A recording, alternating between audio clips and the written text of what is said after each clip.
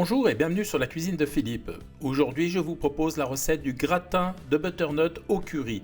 Pour réaliser cette recette, il vous faudra une butternut. Ici, elle fait quasiment 2 kg, 200 g de lardon nature, 80 g de fromage râpé, ici de l'emmental, 20 cl de crème fraîche entière, un oignon, 2 cuillères à soupe d'huile d'olive, 2 cuillères à café de curry, une gousse d'ail et bien sûr sel poivre. Première étape et de loin la plus difficile, on pèle le butternut. Alors j'utilise un rase-légumes, je pose le butternut à plat et je tire comme ça. Alors on fait attention à ses doigts, c'est assez dur, mais on y arrive.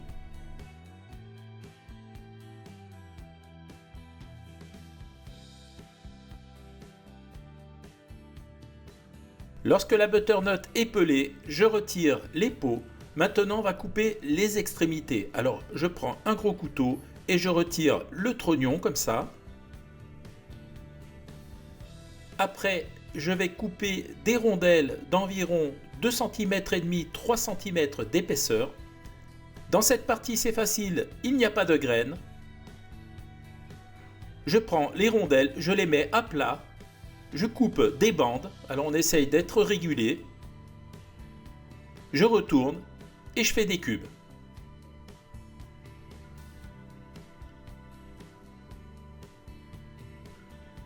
Voilà, je vous montre environ 2,5 cm d'épaisseur et je fais pareil avec le reste. La courge butternut est entièrement découpée.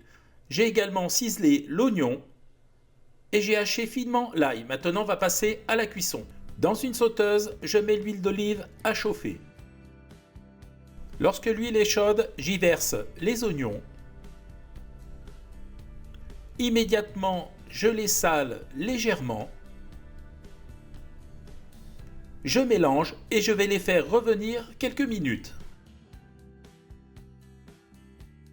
Au bout d'environ 3 minutes, les oignons commencent à être translucides. Je mets les lardons. Et là pareil, je vais les faire revenir quelques minutes.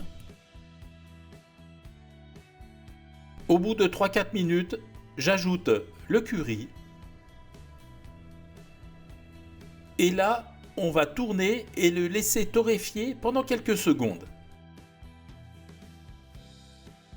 Au bout d'une minute, j'ajoute l'ail. Alors l'ail, on va le laisser cuire pas plus de 30 secondes, juste le temps qu'il libère ses bons arômes.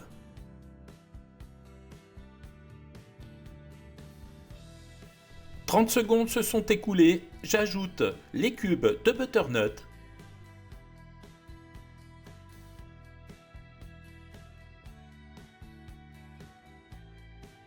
J'assaisonne avec du sel. Alors le sel, vous mettez ce que vous voulez, c'est au goût. Pour le poivre également, je mets quelques tours de moulin. Voilà, il y en a assez. Maintenant, je mélange le tout.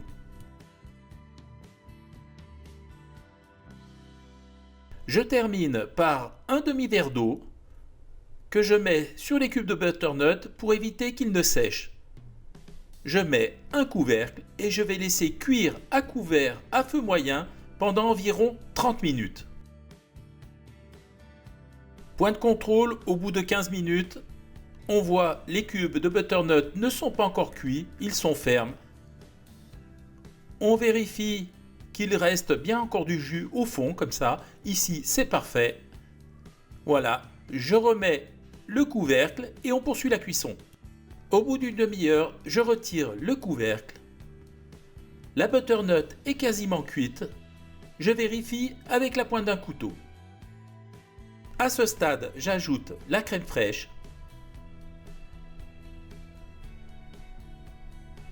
Avec la cuillère en bois, je mélange délicatement pour conserver les morceaux de butternut intacts. À la reprise de l'ébullition, je vais faire cuire, allez, 2 petites minutes supplémentaires. Voilà, c'est cuit. On coupe le feu. On va passer à la mise en moule.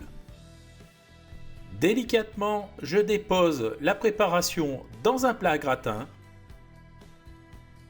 Alors on va doucement pour conserver donc de la mâche et les cubes entiers.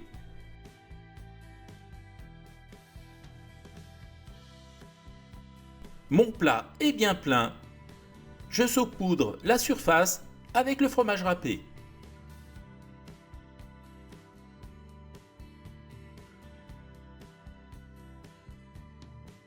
Voilà, le fromage est bien réparti sur le dessus. Je termine par quelques tours de moulin à poivre. Voilà, là, il y en a assez. Maintenant, ça part au four que j'ai préchauffé à 180 degrés pendant une vingtaine de minutes. Tout de suite à la sortie du four, regardez le résultat, c'est super bien gratiné. Donc maintenant, on va pouvoir passer à table.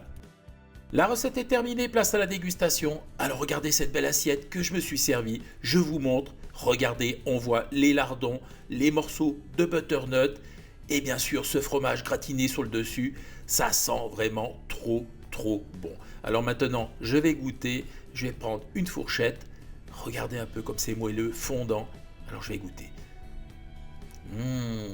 C'est vraiment une tuerie, on sent le curry, c'est trop bon. Voilà, j'étais enchanté de vous présenter cette recette, j'espère qu'elle vous a plu. Si elle vous a plu, je vous laisse mettre un petit pouce bleu, vous abonner à la chaîne, ça me fera toujours plaisir. Sinon, moi je vous dis à très vite pour de nouvelles aventures culinaires sur la cuisine de Philippe. Ciao, ciao!